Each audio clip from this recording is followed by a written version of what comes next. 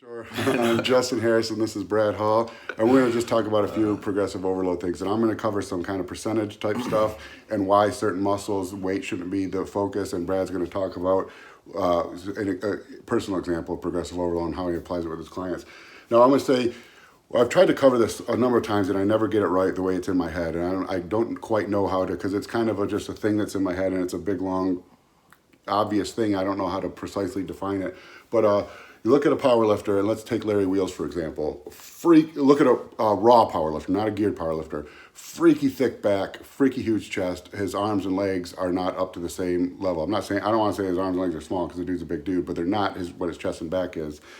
And one of the reasons is because on a bench press and a deadlift, the most prime movers, the strongest movers are the back and chest. So on a deadlift, if you get stronger, if you lift more weight, it's almost by default guarantees that your back got stronger, because if your hamstrings got stronger, they're the weaker body part. They're not going to make you a stronger deadlifter. Only a stronger back will, because that has to be the strongest muscle in that chain. And now another thing, we'll go percentage wise. Why doesn't that work for arms? Well, anytime you get stronger in a bicep movement, it's almost guaranteed it's because you loosen your form. And why is that? Maybe it makes sense, maybe it doesn't. But let's say you're curling, I don't know, you're starting out, you're curling 20-pound dumbbells, right? Well, what's the next highest dumbbell up? 25 pounds? What's a 10% strength increase? 2 pounds. What's a 20% strength increase? 4 pounds. So we're talking a 25% strength increase to go up one dumbbell. Are you ever going to get 25% stronger in a muscle, especially a small muscle like that, in one workout? Yeah. No. So you're never going to make that leap where you're able to do 20 pounds of failure this week, and the next week you're going to be able to do 25 pounds with anywhere close to the same number of reps with the same form. Now you can move to 25 pounds and use a little more body English, because why? Because putting your back is 20 times stronger than your biceps. So even involving your back a tiny little bit of a fraction is going to make you be able to move more weight. Your front delts are stronger. So there's so many ways to do that. Now, conversely, let's go back to a deadlift. Say you're able to deadlift 500 pounds. Well, we got 2.5 pound plates, right? So you can add weight to the bar at only a 1% strength increase. So now that 1% strength increase is easy. I mean, if I gave you a 20-pound dumbbell and asked you to do 20.2 pounds, you would be able to, yeah, I can expect to make that strength increase every week. So that's why you're able to focus on weight on one, on a deadlift, the back is the strongest mover, and two, the percentage strength increases allow you to progressively overload each week. On smaller body parts, that's not just the case. Why? One, because your biceps are the weakest link in your upper body, so they're never going to be the prime mover. So you can always lift more weight by removing the strain from your biceps. And when you focus the weight only on your biceps, you're always going to be weaker than you could be in the movement. And we're doing a movement to work a muscle, not to do a movement. Yeah. The reason we're doing a curl is to build the biceps, not to take a weight from our thighs and bring it to our shoulders.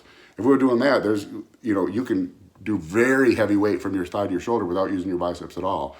And also, because there's such a small muscle and the weights you use are so low, it takes dramatic increases in strength to show a visual increase in weight used. So the way to progressively overload a smaller body part like a bicep isn't to worry about trying to move up in weight on bicep curls. It's worrying about trying to increase reps with the same weight and the same form. It's trying to tighten down your form. It's finding ways to get a better contraction. It's finding ways to remove the additional movers. Maybe the first time you use the 20s, you cut a little bit of a swing into it. Next time, try to remove that swing as much as possible until even someone who's strong, you give them the 25-pound dumbbell, hold their arm out like this and have them do, really slow, full, all the way to contraction. They're going to get tired out after, they're not going to do 100 reps with it. So that's why you really need to consider the size and strength of the muscle and the percent strength increase that's required to move up to a visible increase in weight. On a deadlift, 2.5 pound plates might only be a 1% strength increase. On a dumbbell curl, moving one dumbbell higher might be as high as a 25% strength increase, which ain't gonna happen. Yeah. So along with that same theme, I just want to give you guys a little. This is really, really simple. It's what I use with not kids, but teenagers who are starting to lift and kind of need to get this ingrained in their head, as opposed to going in the gym and trying to just keep on adding weight to the bar until they get pinned under it. And so what you do is you find the weight that you can get for about 10 reps on any given exercise, and you do your 3 or 4 sets with that 10 reps, and they have to be 10 perfect form awesome reps. And then each week, instead of trying to add more weight or anything like that, all you're trying to do is get an extra rep, okay? And so if you go from 10 and after a while, once you've got to about 15 reps, then you can increase the weight. And by increase the weight, don't throw on plates or whatever. Just put on another, I don't know, maybe 5%, 10% weight. And then you drop back down to 10 reps and keep on going like that. That is the easiest, simplest way that I can think to make a progressive overload while not changing your form, while doing anything like that. And it's just easy. All you go is, okay, I hit 15, I'm gonna increase the weight a little, drop back to 10, and keep on trying to move my strength upwards. And so for people who are out there trying to do super fancy stuff, but they never exactly know how strong they are, never exactly know what they're working with, they're just guessing at it, find your baselines for those 10 reps with perfect form on each exercise, and try doing it like that, and see if that doesn't increase your strength over the course of a couple months. He brought in some percentages, and I like numbers. And so if anyone's interested in plotting these things, you can do that. Like he said, do a 5% weight increase when you hit 15 reps and try to get 10 reps with it. Well, that's a 33% decrease in rep number for a 5% increase in weight.